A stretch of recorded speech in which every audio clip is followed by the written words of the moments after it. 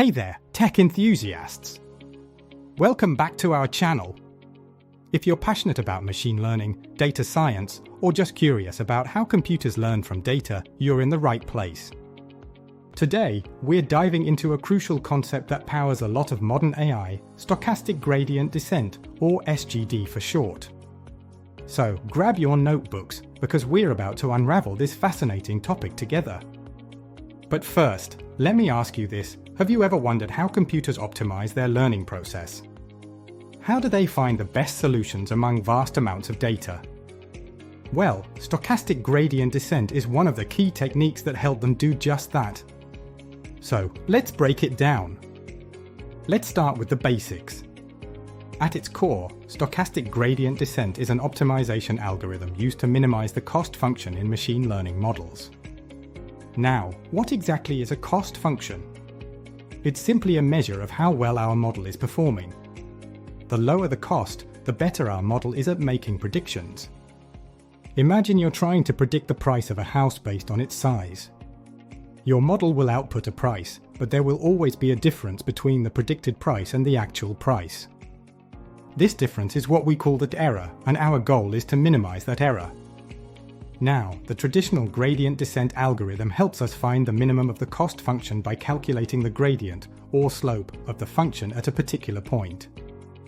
It then moves in the opposite direction of the gradient to reach the minimum. However, this can be computationally expensive, especially with large datasets.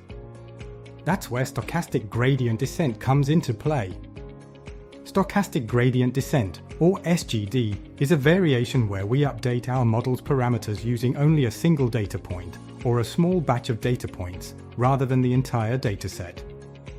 This makes it much faster and allows our model to start improving right away, instead of waiting for all data to be processed. Let's visualize this with a simple example. Imagine we're trying to find the lowest point in a valley. Traditional gradient descent would take a big step down towards the valley floor, but it might miss a lower point if there are bumps or hills along the way. It could get stuck in a local minimum, thinking it's the best solution.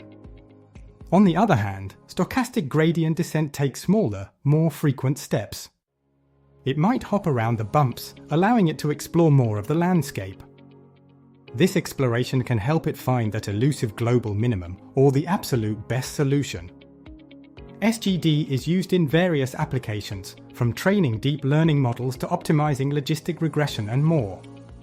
For instance, in image recognition tasks, where you have thousands of images, SGD helps speed up the training process, allowing models to learn faster and more efficiently. Let's consider a practical example. Say we're training a neural network to classify images of cats and dogs.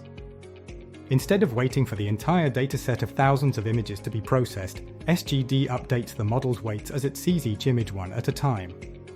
This allows the model to start learning immediately, improving its ability to classify images in real time.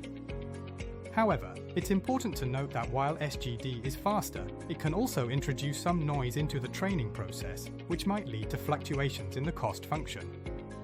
To combat this, we often use techniques like learning rate decay or momentum, which help stabilize the updates and improve convergence.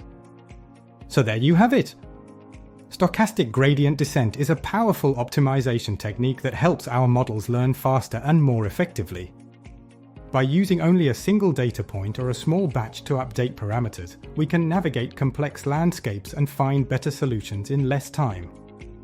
If you found this explanation helpful, please give us a thumbs up and share it with your friends who are interested in machine learning.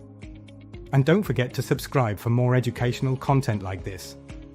If you have any questions or topics you'd like us to cover, drop them in the comments below. Until next time, keep exploring and learning. See you in the next video.